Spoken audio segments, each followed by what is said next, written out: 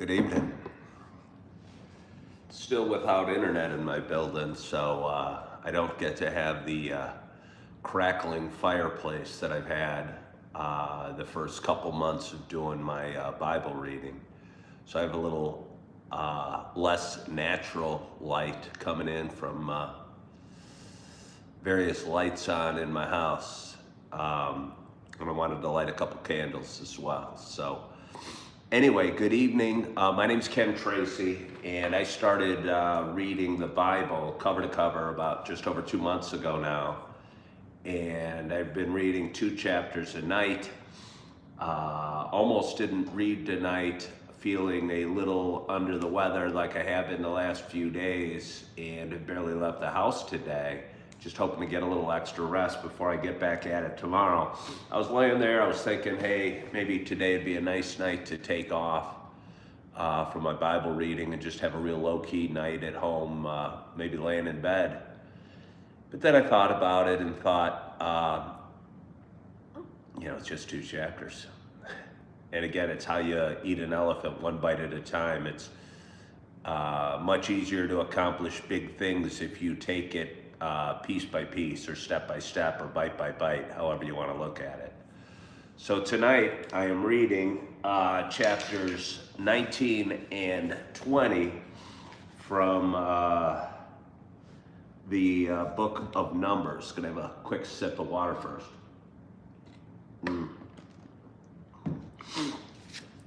Without further ado, chapter 19, the laws for purification. Now the Lord spoke to Moses and to Aaron, saying, "This is the statute of the law that the Lord has commanded. Tell the people of Israel to bring you a red heifer without defect, in which there is no blemish, and on which a yoke has never come. And you shall give it to Eleazar the priest, and it shall be taken outside of the camp and slaughtered before him. And Eleazar the priest shall take some of its blood with his finger and sprinkle some of its blood toward the front of the tent of meeting 7 times. And the heifer shall be burned in his sight. Its skin, its flesh, and its blood, with its dung, shall be burned.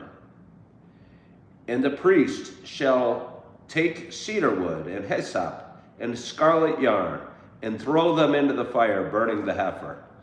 Then the priest shall wash his clothes and bathe his body in water, and afterward he may come into the camp. But the priest shall be unclean until evening. The one who burns the heifer shall wash his clothes in water, bathe his body in water, and shall be unclean until evening. And a man who is clean shall gather up the ashes of the heifer and deposit them outside the camp in a clean place. And they shall be kept for the water, for impurity, for the congregation of the people of Israel. It is a sin offering.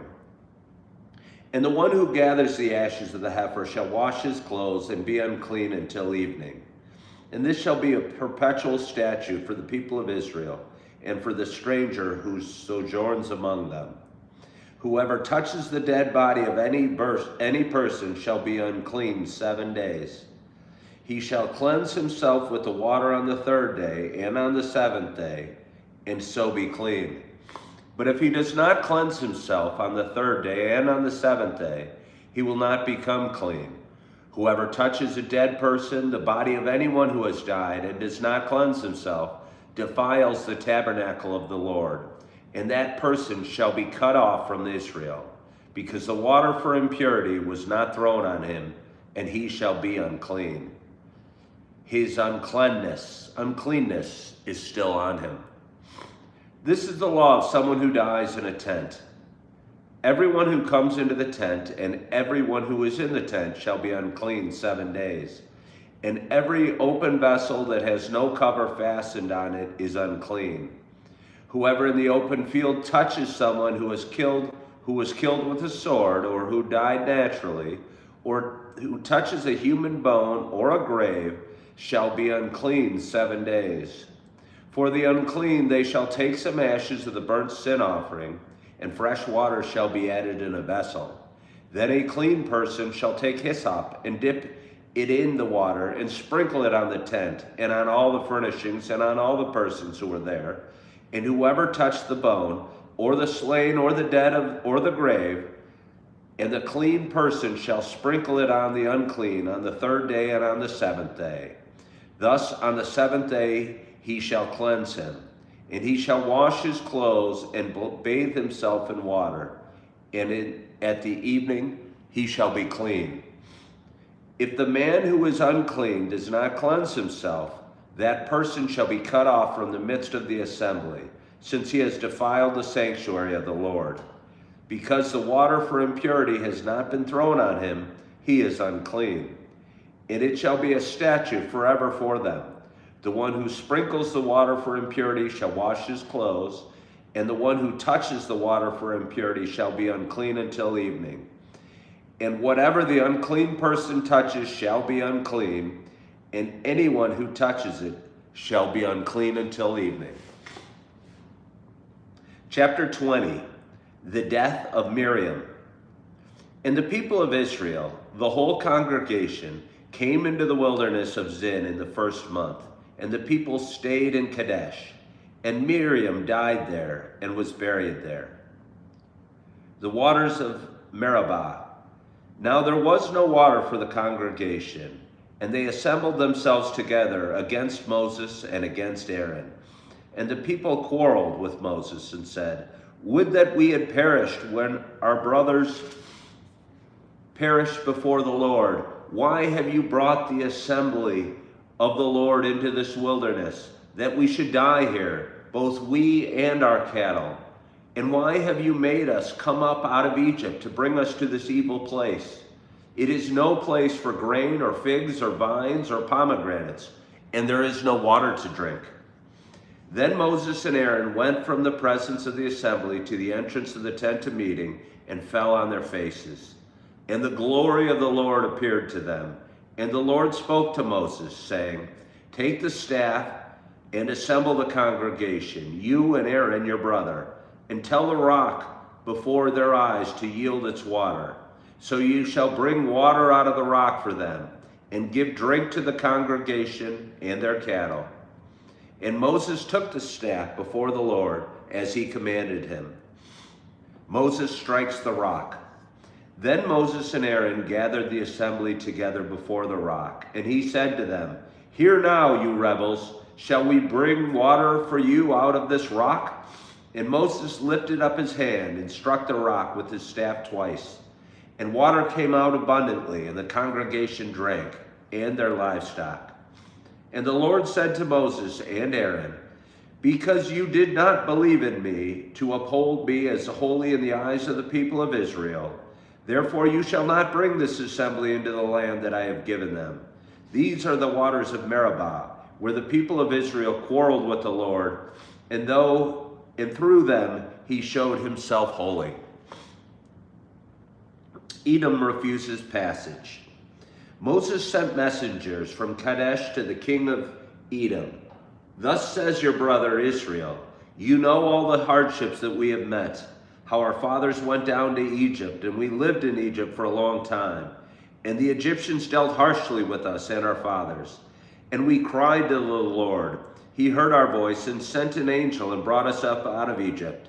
And here we are in Kadesh, a city on the edge of your territory. Please let us pass through your land.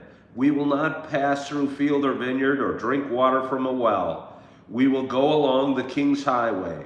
We will not turn aside to the right hand or to the left until we have passed through your territory." But Edom said to him, "You shall not pass through, lest I come out with a sword against you." And the people of Israel said to him, "We will go up by the highway, and if we drink of your water, I and my livestock, then I will pay for it. Let me only pass through on foot, nothing more." But he said, "You shall not pass through." And Edom came out against them with a large army and with a strong force. Thus Edom refused to give Israel passage through his territory. So Israel turned away from him. The death of Aaron. And they journeyed from Kadesh, and the people of Israel, the whole congregation, came to Mount Hor. And the Lord said to Moses and Aaron at Mount Hor on the border of the land of Edom, let Aaron be gathered to his people, for he shall not enter the land that I have given to the people of Israel, because you rebelled against my command at the waters of Meribah. Take Aaron and Eleazar his son, and bring them up to Mount Hor, and strip Aaron of his garments, and put them on Eleazar his son. And Aaron shall be gathered to his people, and shall die there. And Moses did as the Lord commanded, and they went up Mount Hor in the sight of all the congregation. And Moses stripped Aaron of his garments, and put them on Eleazar his son. And Aaron died there on the top of the mountain. Then Moses came down with Eleazar from the mountain. And when all the congregation saw that Aaron had perished, all the house of Israel wept for Aaron 30 days. And with that, we are done with tonight's reading of chapter 20 and 21 from the book of Numbers. Again, a lot about clean and unclean and what defines it and how to treat it. And then a very abrupt end to Aaron, who had a very large role so far through the last couple books of the Bible. So honestly, a little surprised by that. But anyway, I want to thank you so much for joining me tonight for tonight's reading from the book of Numbers. We should be back tomorrow, hopefully feeling a little better, hopefully getting a good night's rest, feeling healthy tomorrow. And I hope you had a wonderful start to your week. And hope you're having a peaceful, quiet night at home. Hope you get a wonderful night's sleep, that you are feeling good, that you are loving yourself, that you are forgiving yourself. And as always, I hope to talk to you soon. Bye-bye.